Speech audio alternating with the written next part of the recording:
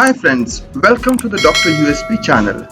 Mixed methods blend qualitative and quantitative strands in one study and integrate them at design, analysis and interpretation. On the other hand, multi-methods use multiple methods of the same type. Let us watch mixed methods in 15 minutes in this video. Quantitative approaches like survey and experiments offer statistical generalizability and predictive power, but they can miss the human nuance behind the numbers. Qualitative methods such as interviews or focus groups provide rich contextual insights into lived experiences, but may lack scalability or objectivity. Mixed methods research bridges this gap by integrating both, allowing researchers to explore not just patterns but meanings. Mixed method research is the purposeful design, combination and integration of at least one qualitative and one quantitative method in a single coherent study to interrogate a question from multiple angles. This focus on combination builds on classical triangulation, using different methods to cross-check and enrich findings. The modern push for integration comes from mixed methods scholars who formalized how the strands join and inform each other. Mixed methods research began gaining traction in the 1970s, especially within evaluation research where complex social programs demanded both measurable outcomes and contextual understanding. This was also the era of the so-called paradigm wars, a heated debate between proponents of quantitative positivism and qualitative constructivism. The mixed methods research emerged as a third space, offering a pragmatic solution. It emerged from practical fields like program evaluation and case study research, where complex social problems demanded both numerical evidence and narrative understanding. Unlike multi-method designs which use multiple qualitative or quantitative approaches without integration, mixed methods research is defined by its intentional mixing of qualitative and quantitative data. This fusion allows researchers to explore not just what is happening, but why and how.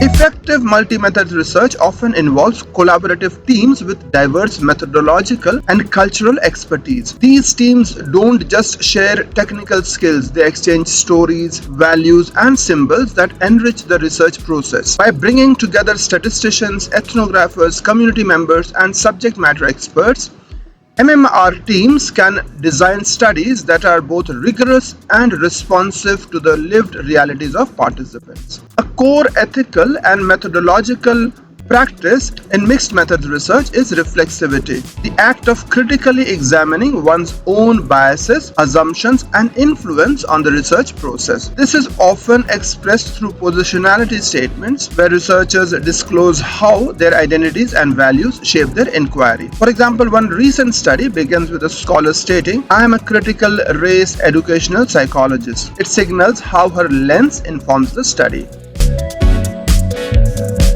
There are these purposes: triangulation, which confirms findings through convergence; complementarity, which illuminates different facets of a phenomenon; development, uses one method to inform another; initiation, uncover contradictions or new perspectives; expansion, broaden the scope of inquiry.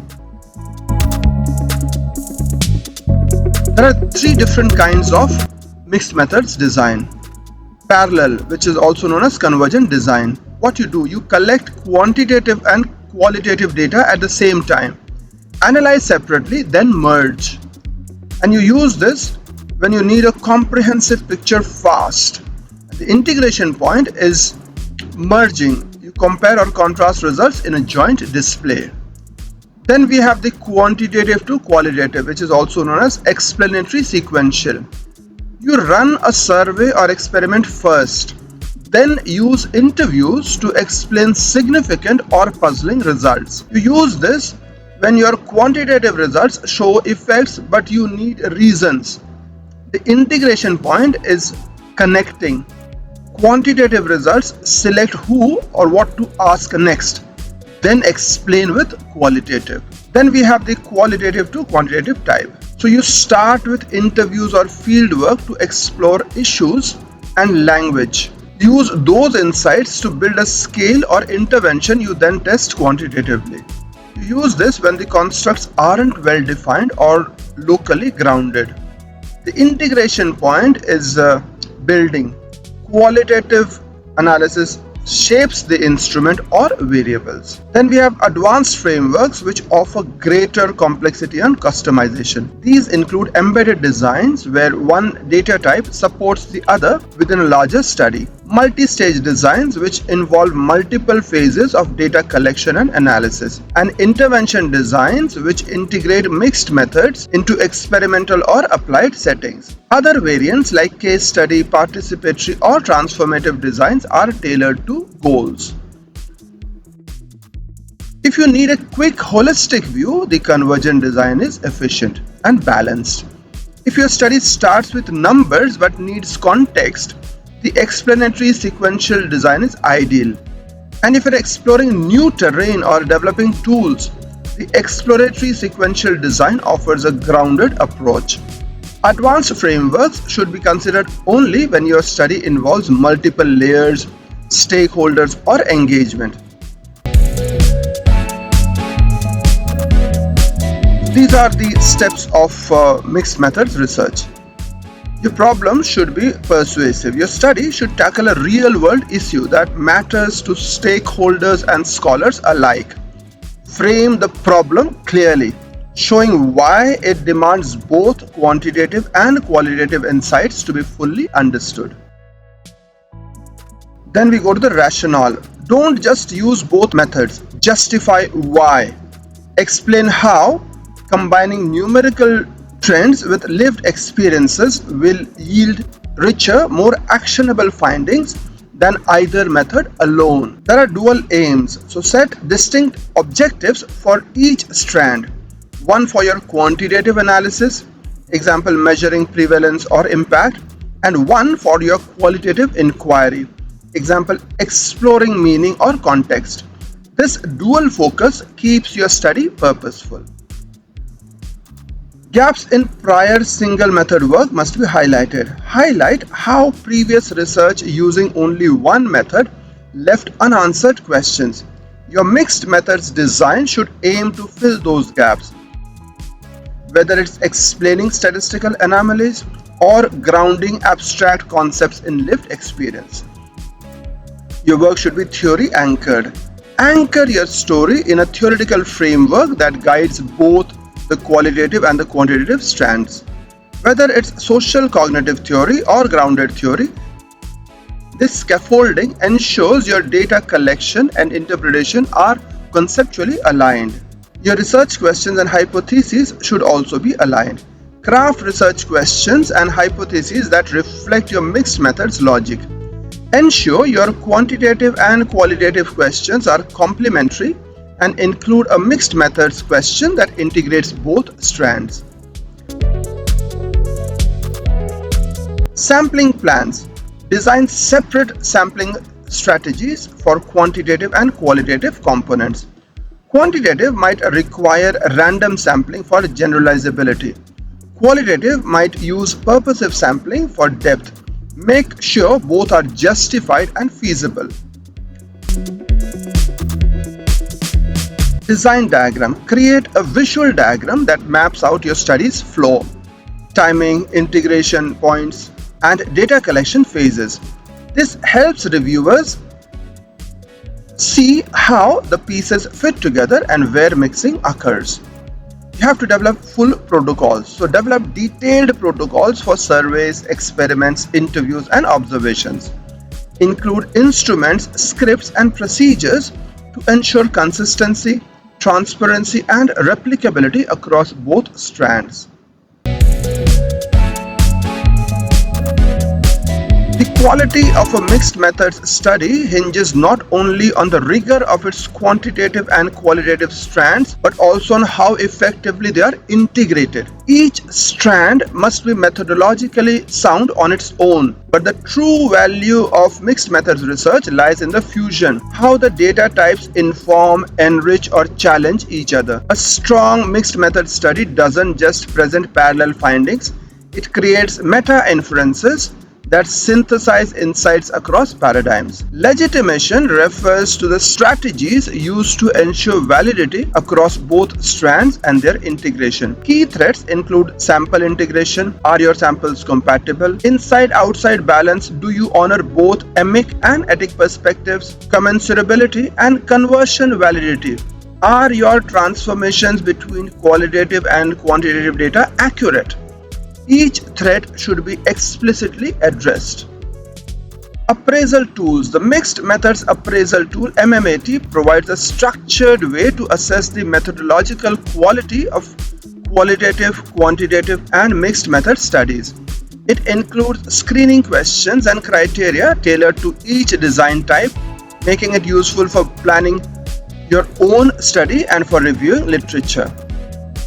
MMAT encourages transparency and discourages oversimplified scoring.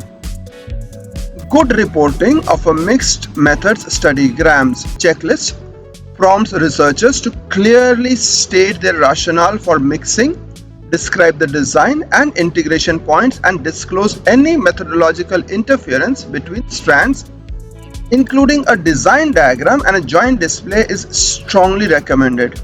Grams ensures that readers can trace how and why methods were combined and what unique insights emerged from that integration. Most mixed methods researchers adopt pragmatism, which emphasizes using whatever methods best answer the research question. However, scholars like Green advocate for a dialectical stance, which embraces the tensions between paradigms, qualitative and quantitative, and uses them as a source of insight. Whether you choose pragmatism, dialectical pluralism, or another stance, it's essential to state your philosophical position. Let's see an example. So you want to know if a fact-checking prompt reduces the sharing of misleading political content on a messaging platform.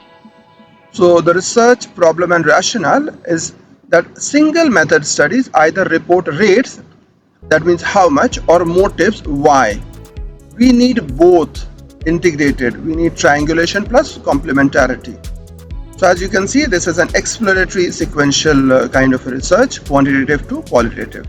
So we first start off with the quantitative part. So we randomize users into prompt versus no prompt groups. Measure share rates and time to share on flagged posts. Analyze differences, identify subgroups, example prompt helped most among first-time sharers. Integration, connect. Use these results to sample interview participants, example those who changed behavior versus those who didn't. Phase 2 is the qualitative part.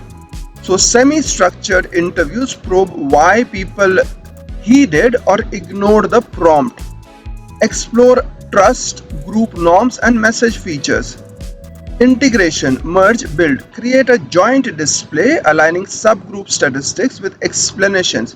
Example, norm cues in groups with admins matter more than warnings. Use these insights to refine a second generation prompt or a survey scale on perceived group norm pressure. Here are the validity moves. Legitimation. Sample integration. Show how quantitative groups map to qualitative participants. Commensurability. Explain how behavioral metrics and interview themes feed a single meta-inference about social norm mediation. Weakness minimization. Note any method interference, example prompts influencing interview recall. And then finally, in the reporting stage, apart from other things, include your design diagram, the consort style flow for quantitative, and a joint display for integration. Close with actionable implications, example prompts that mention group admin expectations cut sharing by X% among first time sharers. Thanks for staying along, friends. I'll be back with another video very soon.